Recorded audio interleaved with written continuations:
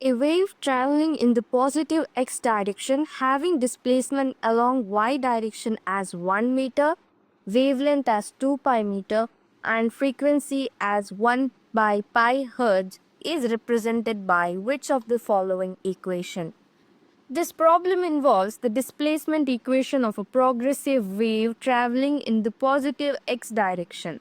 The displacement of a wave traveling in the positive x direction is given by y is equal to sine of kx minus omega t, where k is 2 pi by lambda, it is a wave number, and omega is 2 pi f, it is the angular frequency, and lambda is the wavelength and f is the frequency.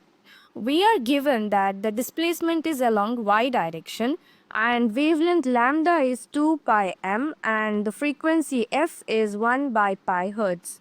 Let us calculate the number k. The wave number k is equal to 2 pi by lambda. Lambda is nothing but 2 pi, which is given in the question.